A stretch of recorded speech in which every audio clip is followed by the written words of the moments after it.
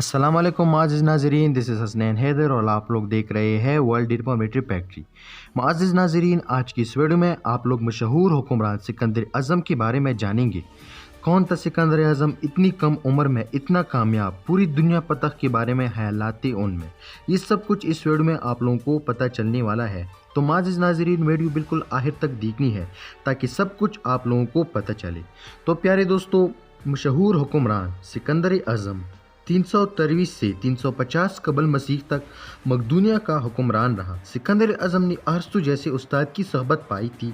नाज़रीन, इसने कम उम्र में यूनान की शहरी रियासतों के साथ और पार्स तक फतह कर ली थी। कई शहर और कई सल्तनतें भी इसने फतह की थी, जिसके बाद इसकी हुक्मरानी यूनान से लेकर हिंदुस्तान की सरहदों तक फैल गई थी। सिर्फ 22 साल की उम्र में वो दुनिया फतह करने के लिए निकला था।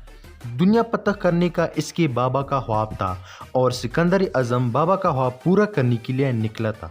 दोस्तों, वीडियो छोड़नी नहीं है क्योंकि वीडियो आगे बहुत इंटरेस्टिंग होने वाली है। दोस्तों, हैरानी की बात यह है यहाँ पर कि सिकंदर आज़म अपने बाप के ख्वाब को पूरा ना कर सका और इससे कत्ल कर दिया गया। दोस्तों, सिकंदर आज़म इस वक्त 20 साल के थे कि जब उसके बाप की मौत हो गई, लेकिन वो इस लिहाज से बिल्कुल खुशकिस्मत इंसान थे क्योंकि इसको बग़ैर तकलीफ़ की मकदूनिया की हुक्मरानी मिल गई थी।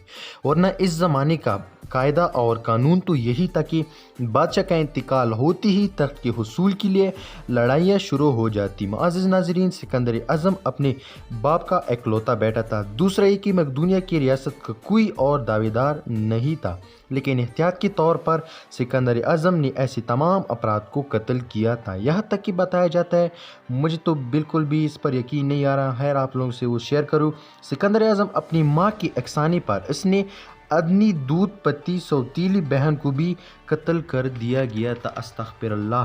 सिकंदर आज़म की सबसे बड़ी खुशकिस्मती ये भी थी कि उसको अरस्तु जैसे उस्ताद भी मिला था, जो अपने ज़माने का काबिल और ज़हीन तरीन इंसान समझा जाता था। तालीम व तरबियत के साथ साथ सिकंदर आज़म के बाप ने सिकंदर आज़म की तलवार बाजी और जिस्मानी कवायद भी सिखाए थे। हुक्मरानी के इब्तिदाई दिनों में सिकंदर आज़म ने एथेंस, यूनान का दारुल खिलाफा समेत दीगर ममालिक को अपने साथ मिलाने की बहुत कोशिश की। इसकी बड़ी वजह ये थी कि अपनी मुहिम पर निकलने से पहले वो न सिर्फ अपनी फौज को मजबूत करना चाहता था, बल्कि इसको ये फिक्र भी थी कि कहीं मेरी गैर मौजूदगी में कोई मकदूनिया पर हमला ना करे। इसके लिए पड़ोसी ममालिक के साथ ताल्लुकात बेहतर बनाए थे सिकंदर आज़म। प्यारे नाज़रीन, इस काम को पूरा करने में सिकंदर आज़म को 2 साल लग गए। इस दौरान इसने तो कुछ इलाकों की तलवार के ज़ोर पर फतह कर लिए और कुछ मुकाबले के बगैर फतह कर लिए। शुमाल और मगरिब की तरफ से कई हद तक मुतमईन हो जाने के बाद सिकंदर आज़म ने मशरिक़ की तरफ नज़र डाली तो उसे ईरान की वसी व अरीज़ सल्तनत दिखाई दी। ईरान की सल्तनत बहुत वसी थी। इस सल्तनत में मौजूद पहाड़ें, बड़ी बड़ी समंदरी झीलें मौजूद थे और सिकंदर आज़म इस सल्तनत पर हमला करने के लिए बिल्कुल बेताब था और तैयार भी हो गया। ईरानी सल्तनत पर हमला करने की सबसे बड़ा वजह ये भी थी कि ईरान के शहंशाह खुफिया तरीके से सिकंदर आज़म के दुश्मनों से मदद कर रहे थे। इस वजह से 334 कबल मसीह सिकंदर आज़म 35,000 फौज के साथ मकदूनिया से निकला।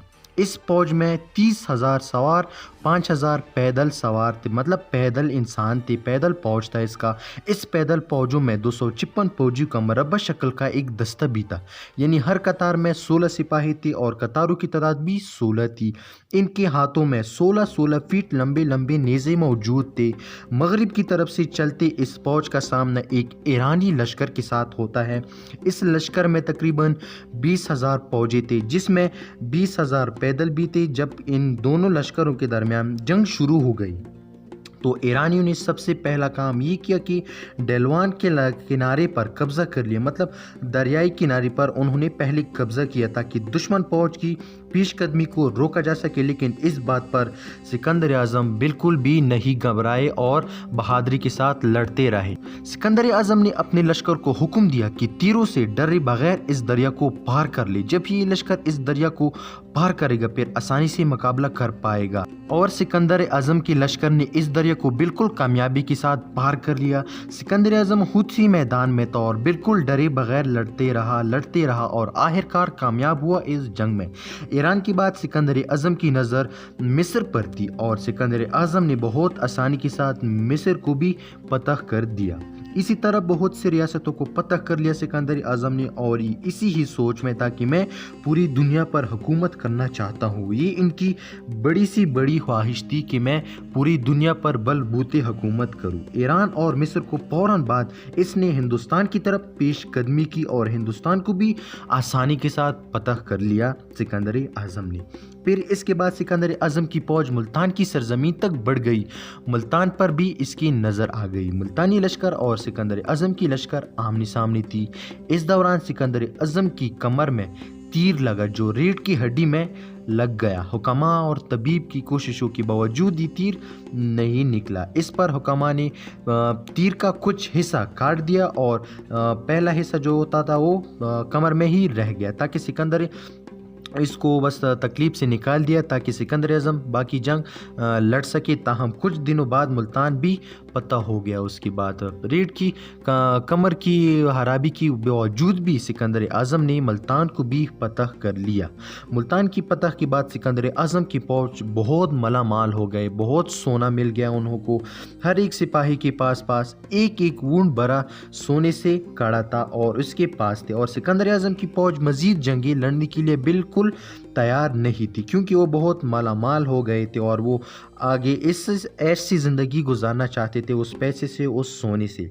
और उस वक़्त आधी दुनिया सिकंदर आज़म के हाथ में थी और सिकंदर आज़म ने सोच लिया कि अब मज़ीद जंगी नहीं होगी और वो अपने वतन जाने का सोचने लगा। मगर इस अजीम इंसान की किस्मत में कुछ और ही लिखा था। मुअज़्ज़िज़ नाज़रीन, सिकंदर आज़म की कमर की बीमारी बढ़ती गई, यहाँ तक कि मौत आ गई आपको।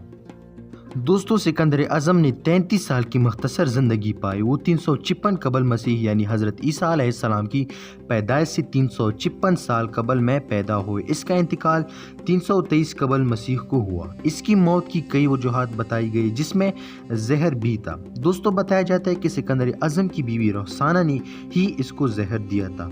दोस्तों, रुखसाना ईरान की शहजादी थी जिसने अपने ख़ानदान का बदला सिकंदर आज़म से जहर के ज़रिए लिया और उसे मार डाला।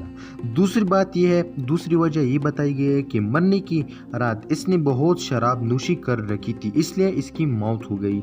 दोस्तों, फिलहाल किसी को पता नहीं कि इस अजीम जंगजू की मौत कैसे हो गई। और आप लोगों को आखिर में ये बताता चलूँ कि आखिर में एक वसीयत की थी सिकंदर आज़म ने कि मेरे हाथ कफन से बाहर रखे जाए, क्योंकि दुनिया ये जान ले कि सारी दुनिया का पाता कहलाने वाला आज बिल्कुल हाली हाथ लौट रहा है। दोस्तों, आज की थी वीडियो। अगर आप लोगों को ये वीडियो अच्छी लगी तो लाइक करें। अगर चैनल पर नए हो तो सब्सक्राइब करना बिल्कुल भी मत भूलिएगा। मिलते हैं इंशाल्लाह नेक्स्ट वीडियो में। तब तक के लिए अल्लाह हाफिज़।